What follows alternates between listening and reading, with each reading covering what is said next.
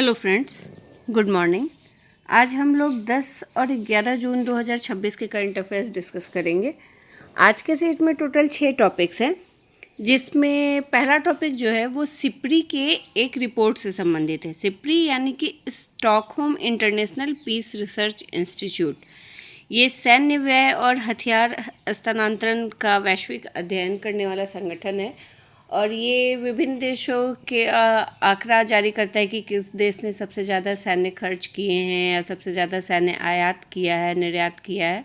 तो ये इस संगठन के द्वारा इसका रिपोर्ट जारी किया जाता है। तो इस रिपोर्ट के अनुसार भारत वर्ष 2025 में दुनिया का 5वां सबसे बड़ा सैन्य खर्च करने वाला देश बना रहा है और भारत का कुल सैन्य खर्च जो है वो 92.1 अरब अमेरिकी डॉलर दर्ज किया गया है, जो पिछले वर्ष की तुलना में 8.9% अधिक है। इस सूची से आगे इस सूची में भारत से आगे केवल अमेरिका, चीन, रूस और जर्मनी हैं और भारत ने 2021 से 25 की अवधि में दुनिया का दूसरा सबसे बड़ा प्रमुख हथियार आयातक के रूप में अपनी उपस्थिति दर्ज की है वैश्विक स्तर पर, और इसका वैश्विक हथियार आयात में 8.2% का हिस्सा रहा है।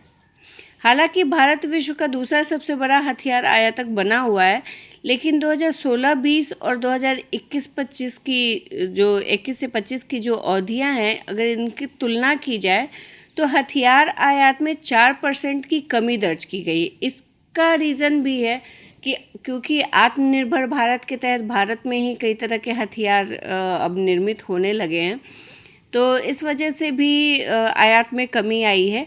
और भारत के लिए अब भी प्रमुख हथियार आपूर्तिकर्ता देश कौन है? तो रूस अभी भी भारत के लिए प्रमुख हथियार आपूर्तिकर्ता देश बना हुआ है और वर्ष 2021-25 के दौरान भारत के कुल हथियार आयात में रूस की जो हिस्सेदारी है वो 40% की रही है। वहीं फ्रांस 29% हिस्सेदारी के साथ भारत का दूसरा सबसे बड़ा हथियार आपूर्तिकर्ता बना हुआ है, जबकि इजराइल 15% हिस्सेदारी के साथ तीसरे स्थान पे है। तो भारत के जो टॉप 3 हथियार आपूर्तिकर्ता देश है वो रूस, फ्रांस और इजराइल, ये तीनों देश हैं। नेक्स्ट टॉपिक देखते हैं। तो नेक्स्ट टॉपिक 12वें अंतर्राष्ट्रीय योग दिवस से संबंधित है। भारत में योग को जन जन तक पहुंचाने के उद्देश्य से आयुष मंत्रालय ने 12वें अंतर्राष्ट्रीय योग दिवस 2026 की थीम स्वस्थ वृद्धावस्था के लिए योग ये घोषित की है। तो 12वां जो अंतर्राष्ट्रीय योग दिवस 21 जून 2026 को मनाया जाएगा, उसकी थीम होगी स्वस्थ वृद्धावस्था के लिए योग फॉर हेल्दी एजिंग। ये आयोजन 21 जून को मनाया जाएगा और इसका मुख्य राष्ट्रीय कार्यक्रम जो होगा वो कोलकाता में आयोजित किया जाएगा। इस वर्ष की थीम का उद्देश्य बढ़ती उम्र के साथ बेहतर स्वास्थ्य, सक्रिय जीवन शैली और सम्मानजनक जीवन को बढ़ावा देना है। इसके साथ ही आयुष मंत्रालय ने योग 365 पहल के माध्यम से पूरे वर्ष नियमित योग अभ्यास को प्रोत्साहित करने का लक्ष्य रखा है और संयुक्त राष्ट्र महासभा ने 21 जून को अंतर्राष्ट्रीय योग दिवस के रूप में कब मान्यता प्राप्त की थी? तो वर्ष 2014 में, और उसके बाद पहला अंतर्राष्ट्रीय योग दिवस जो मनाया गया था वो 21 जून 2015 को मनाया गया था। तो याद रखिएगा 12वें अंतर्राष्ट्रीय योग दिवस की थीम क्या है? स्वस्थ वृद्धावस्था के लिए योग, और इसका जो मुख्य राष्ट्रीय कार्यक्रम होगा वो कोलकाता में आयोजित किया जाएगा। नेक्स्ट टॉपिक देखते हैं।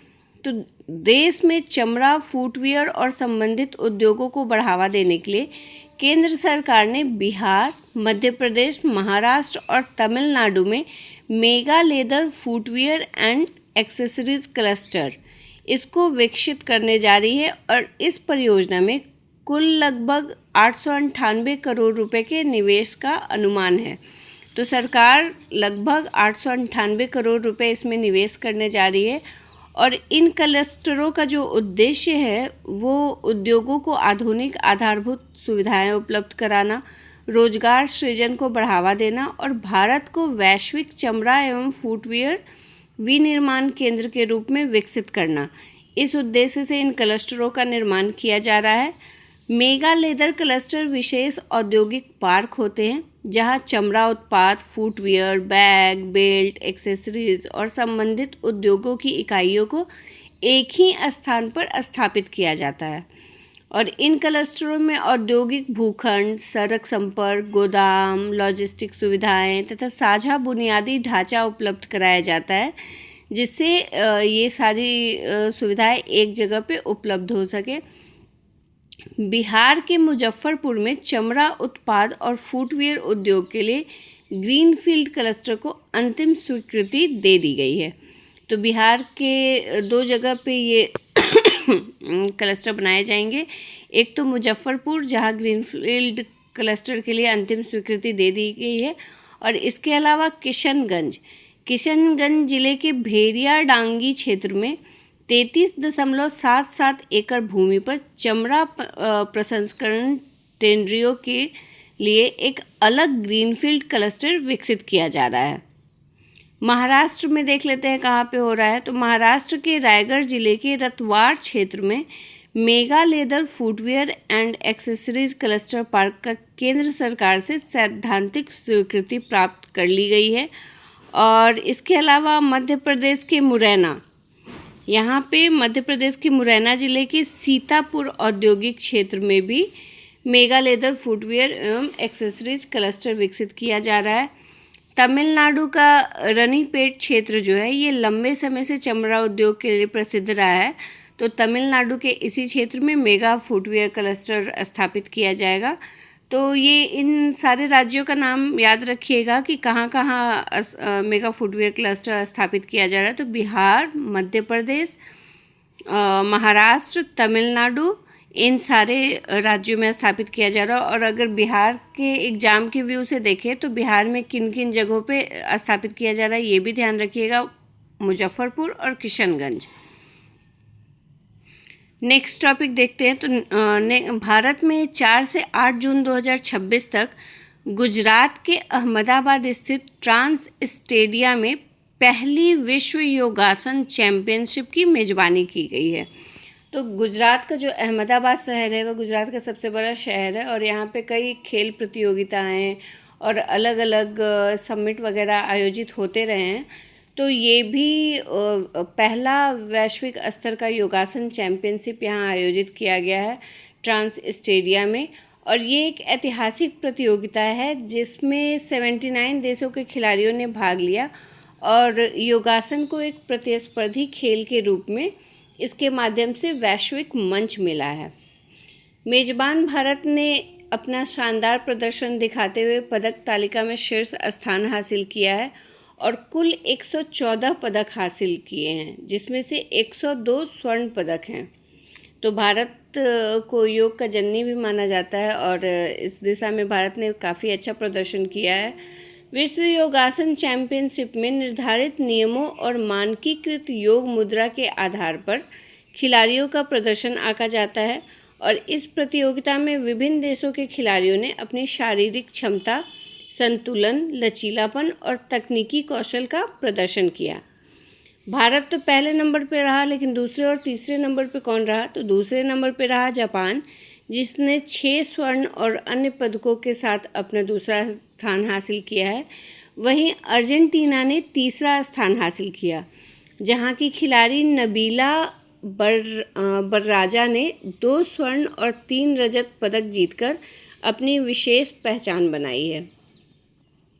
इस विश्व स्तरीय आयोजन को सफल बनाने में कई सरकारी और खेल संस्थानों ने अपनी महत्वपूर्ण भूमिका निभाई है, जैसे युवा कार्यक्रम एवं खेल मंत्रालय, आयुष मंत्रालय, भारतीय खेल प्राधिकरण, गुजरात पर्यटन विभाग। तो इन सारे विभागों और मंत्रालयों ने काफ़ी महत्वपूर्ण भूमिका निभाई है इस विश्व स्तरीय आयोजन को सफल बनाने में। नेक्स्ट टॉपिक देखते हैं। नेक्स्ट टॉपिक जोजिला टनल से संबंधित है। तो भारत के सबसे महत्वाकांक्षी बुनियादी ढांचा परियोजनाओं में शामिल जोजिला टनल अपने अंतिम चरण में पहुंच गई है।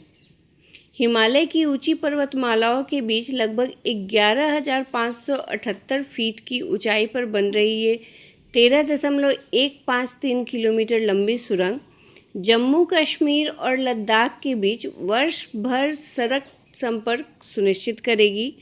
और ये जो परियोजना है इसका अंतिम ब्रेक थ्रू 9 जून 2026 को निर्धारित किया गया था, जबकि इसका पूर्ण संचालन फरवरी 2028 तक शुरू होने की उम्मीद है। जोजिला टनल का निर्माण जम्मू कश्मीर के सोनबर्ग के निकट बालटाल और लद्दाख क्षेत्र के द्रास कारगिल मार्ग पर स्थित मीना मार्ग के बीच किया जा रहा है। तो मेनली ये बालटाल और मीना मार्ग के बीच किया जा रहा है। बालटाल स्थित है जम्मू कश्मीर में और मीना मार्ग स्थित है लद्दाख में।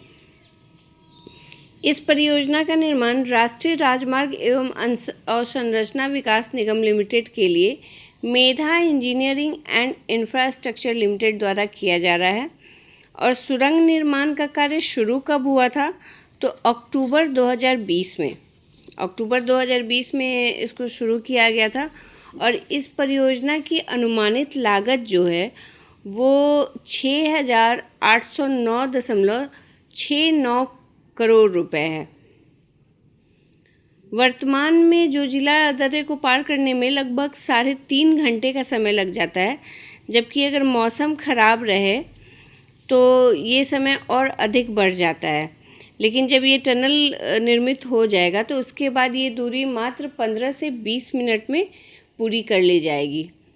तो जोजिला टनल का जो मार्ग है वो काफ़ी बर्फ़बारी वाला क्षेत्र है और उसको पार करना बड़ा मुश्किल होता है। बर्फ़ के टाइम में, बर्फ़बारी के समय में तो और भी ज़्यादा। तो वैसे में ये टनल जो है ये वहाँ पे सालों भर संपर्क स्थापित करने में महत्वपूर्ण भूमिका निभाएगी। नेक्स्ट टॉपिक भी बहुत इम्पोर्टेंट टॉपिक है। क्या टॉपिक है देख लेते हैं। तो राष्ट्रपति द्रौपदी मुर्मू ने 8 जून 2026 को नई दिल्ली में स्थित राष्ट्रपति भवन में आयोजित रक्षा अलंकरण समारोह 2026 में प्रथम चरण में देश के बहादुर सैनिकों और सुरक्षा कर्मियों को वीरता पुरस्कार प्रदान किए हैं। इस अवसर पर 7 कीर्ति चक्र, 15 वीर चक्र और 29 शौर्य चक्र प्रदान किए गए हैं, जिसमें भारतीय वायुसेना के एयर कोमोडोर प्रशांत बालकृष्णन नायर, जिनको गगनयान मिशन के लिए चयनित किया गया है, उनको भी कीर्ति चक्र से सम्मानित किया गया है। और इस वर्ष दिए जाने वाले 7 कीर्ति चक्रों में से 2 मरणोपरांत दिए गए हैं, जो शहीद सिपाही जंजाल प्रवीण प्रभाकर और लेफ्टिनेंट शशांक तिवारी को मरणोपरांत प्रदान किए गए हैं। बाकी जो 5 सैनिक हैं, जिन अधिकारी हैं जिनको इस सम्मान से सम्मानित किया गया है, वो हैं लांस नायक मीनाक्षी सुंदरम ए, नायब सूबेदार दोलेश्वर सुब्बा, मेजर अर्शदीप सिंह, कैप्टन लाल नावमा साइलो और एयर कोमोडोर प्रशांत बालकृष्णन नायर। तो इन लोगों को कीर्ति चक्र से सम्मानित किया गया है। कीर्ति चक्र जो है ये भारत का दूसरा सर्वोच्च शांतिकालीन वीरता पुरस्कार है, जो असाधारण साहस और कर्तव्य निष्ठा और विशिष्ट सेवा के लिए प्रदान किया जाता है। तो इससे 7 लोगों को इस बार कीर्ति चक्र से सम्मानित किया गया है, जिसमें से 2 मरणोपरांत प्राप्त हुआ है और बाकी 5 लोगों को प्राप्त हुआ है, जिसमें से एक हैं एयर कोमोडोर बालकृष्णन नायर। तो ये हमारे आज के टॉपिक्स थे। मिलते हैं नेक्स्ट डे। Thank you. अगर आपको इससे रिलेटेड PDF डाउनलोड करना हो तो आप ओनली BPSC की साइट या ओनली BPSC के ऐप के थ्रू डाउनलोड कर सकते हैं। Thank you.